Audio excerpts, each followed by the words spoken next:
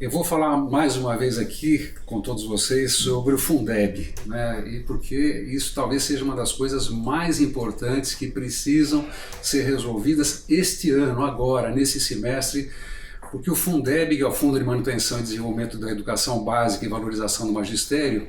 ele foi aprovado como uma emenda constitucional em 2006, isso no governo Lula, ampliando um sistema que havia já desde o governo Fernando Henrique Cardoso, que era o Fundef. O Fundef antigamente só atendia o ensino fundamental e o Fundeb passou a atender a toda a educação básica, né, das crianças em creche, bebês, até o final do ensino médio, passando pela educação de jovens e adultos, educação indígena, educação quilombola, educação no campo, quer dizer, todas as áreas da educação pública básica no Brasil são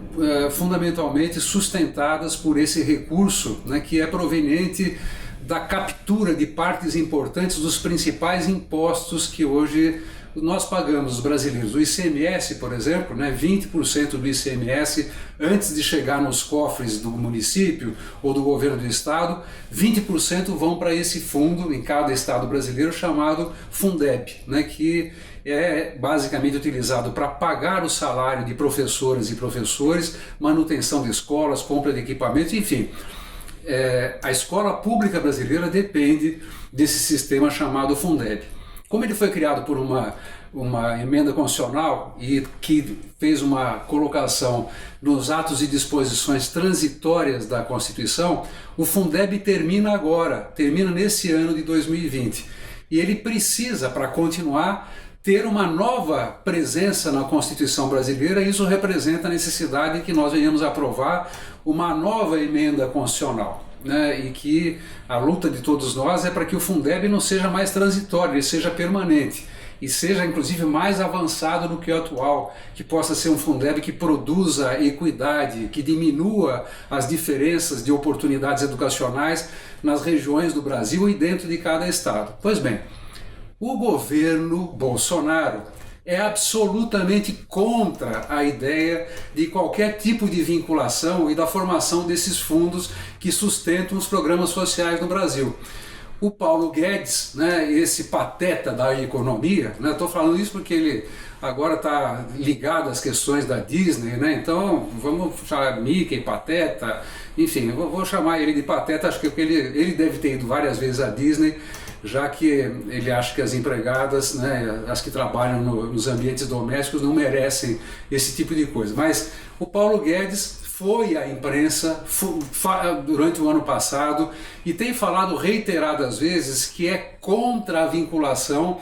daquilo que ele chama de chiqueirinho. Ele quer acabar com o chiqueirinho da educação, como se recursos educacionais fossem algo ligado aos porcos. Não, é ligado a gente, é ligado ao progresso. O Fundeb precisa continuar. O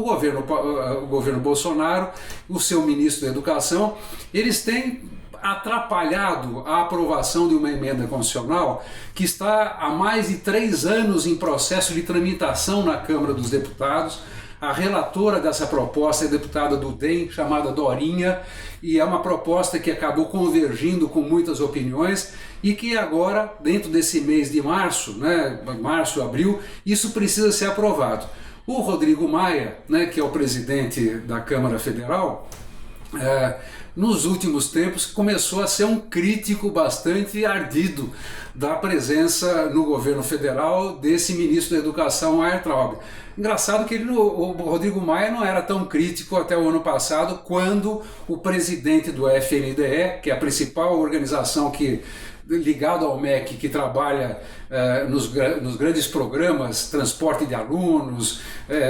compra de equipamentos, compra de livros e tudo mais, quer dizer, o FNDE tem um orçamento de quase 90 bilhões, mas o apadrinhado do Rodrigo Maia foi demitido pelo Weintraub, né, esse ministro da Educação. E a partir de então, não sei se coincidentemente, também com os desastres próprios que o ministro da Educação está cometendo, um atrás do outro, é um provocador, né, uma pessoa deletéria para a área da educação, esse ministro, mas o próprio Rodrigo Maia agora tem criticado, como dizendo que é o pior ministro da educação da história do Brasil, é uma pessoa que tem atrapalhado o desenvolvimento educacional e talvez por conta de todas essas coisas ele esteja querendo colocar esse projeto que está tramitando há 3 anos no Congresso Nacional em votação. Eu quero aqui lembrar a todos nós que acreditamos e sabemos que a educação é absolutamente indispensável para qualquer projeto de desenvolvimento autônomo, soberano no Brasil. A educação é fundamental para isso. Nós precisamos, neste instante, né, armar as nossas baterias para garantir que haja de fato aprovação dessa emenda constitucional que garanta a continuidade do Fundeb. Isso é absolutamente indispensável e precisa acontecer agora, nesse primeiro semestre, passando em 2 votações em cada uma das casas do Legislativo Federal, da Câmara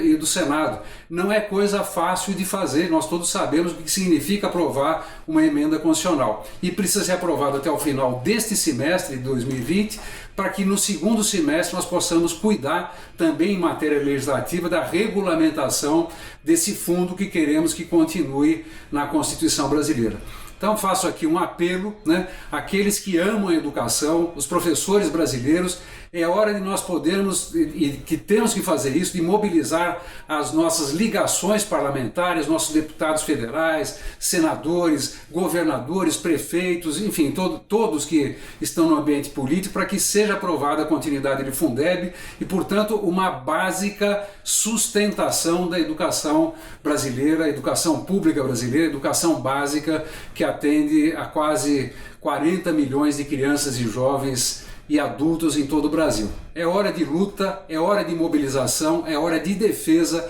do Fundeb como conquista da nação brasileira.